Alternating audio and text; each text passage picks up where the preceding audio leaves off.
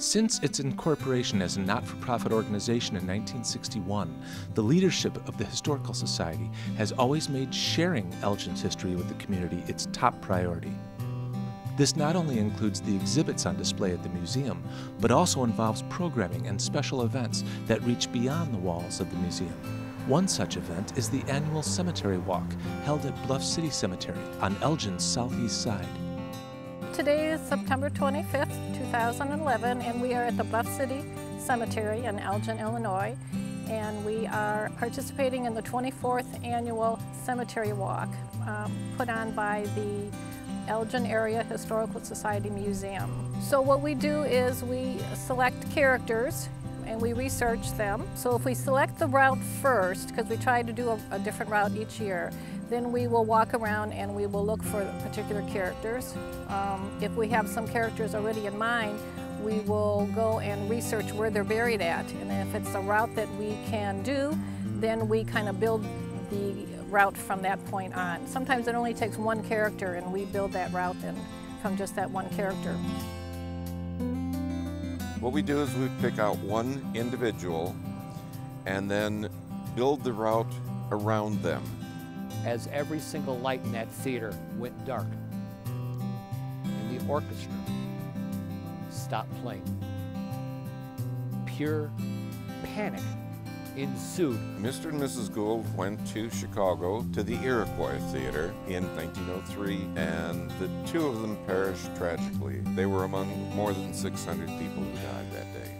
As they opened up the stage doors into the alleyway on that cold, windy December afternoon, the winds came in through the back of the theater across the stage, grabbed the fire, put them into fireballs, shot them out underneath the curtain, and incinerated anybody and everything in its path.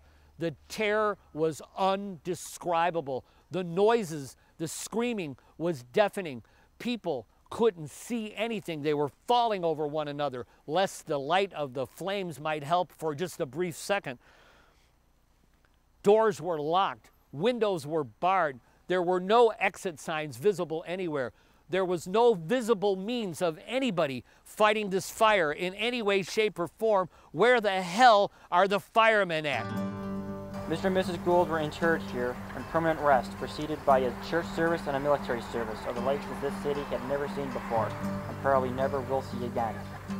May they rest in peace in the beauty that surrounds them.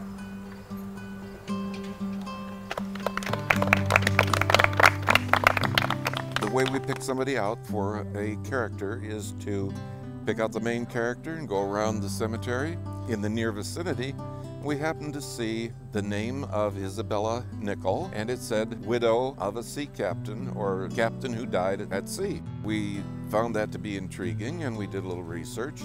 Found out that she came to Elgin because her brother lived here. He ran the Ramsey Hotel. She came by ship with 5 of her children. Actually, she left from Elgin, Scotland, and came to Elgin, Illinois. I purchased a home at 665 Lily Street.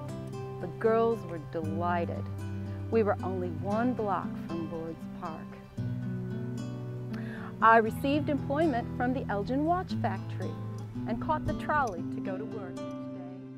The presenters are all volunteers, which we are so grateful to. Many of them have been doing this for many years. We have guides that take groups of our guests around from character to character. Along the way, they will talk about different headstones, different styles, maybe a particular person, and that kind of helps fill the space too from one character to the other. This is a 4-foot stone replica of a log cabin that was built as a memorial to Benjamin Burdett, who died in 1888 at the age of 83.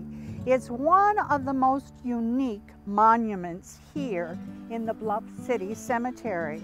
A short distance from the cabin is the tree that we have broken off at the top.